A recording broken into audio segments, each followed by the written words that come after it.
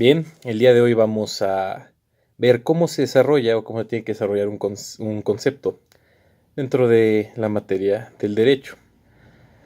Cuando en materia jurídica se busca desarrollar un concepto, tenemos que ser capaces, primero que nada, de entender que los conceptos en derecho, a diferencia de otras ciencias, no son absolutos, sino que están sujetos mucho a la interpretación que se les dé. Sin embargo, debemos ser capaces de encontrar lo que son sus puntos torales o elementos básicos que son necesarios para que el concepto tenga sentido y por ende validez. Ahora, vamos a hacer este ejemplo al tratar el concepto de derecho, o de derecho básicamente como idea.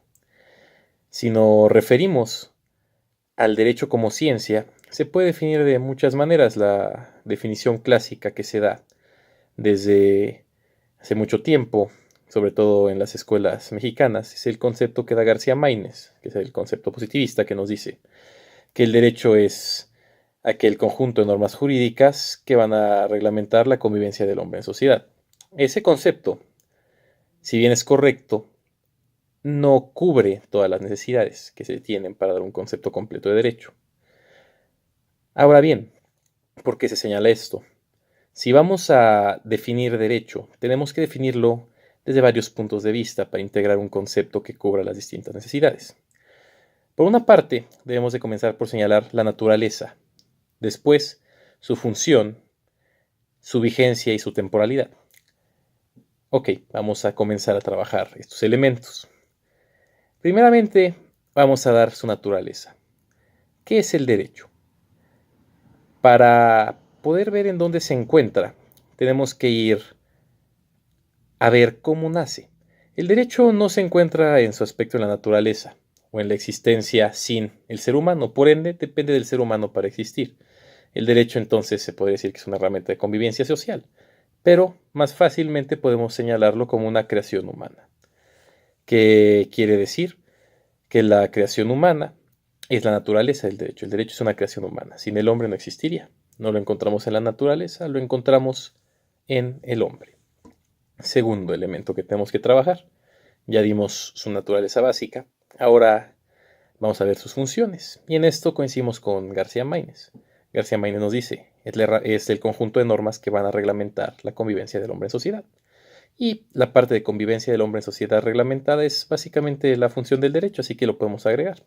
Entonces, conforme vamos construyendo el concepto, tenemos que el derecho es una creación humana que tiene como función la reglamentación de la convivencia social entre las personas. Y bien, ahora van los dos últimos puntos que tenemos que manejar. Vienen siendo los siguientes: lo que es su vigencia y su espacio de aplicación. La vigencia y el espacio de aplicación del derecho dependen de cada una de las normas a las que nos estemos refiriendo y del derecho mismo. ¿Qué quiero decir con esto? Que no se pueden definir de un elemento determinado, pero sí se pueden señalar empíricamente. ¿A qué va con esto? Que si tomamos el concepto de aplicación, tenemos que decir que es en un espacio definido, es el lugar de aplicación. ¿Por qué? La norma no puede aplicarse fuera del territorio en el que es vigente. ¿Qué quiere decir? Una norma en México no se va a aplicar en Estados Unidos, y en el caso de México como una federación, el Código Civil del Estado de Morelos no se va a aplicar en otro estado. Por ende, tenemos ya nuestro espacio de aplicación, que viene siendo un elemento más de la conceptualización de derecho.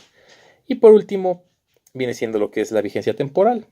¿Qué quiere decir? Que va a ser por un espacio de tiempo determinado que la norma va a ser vigente.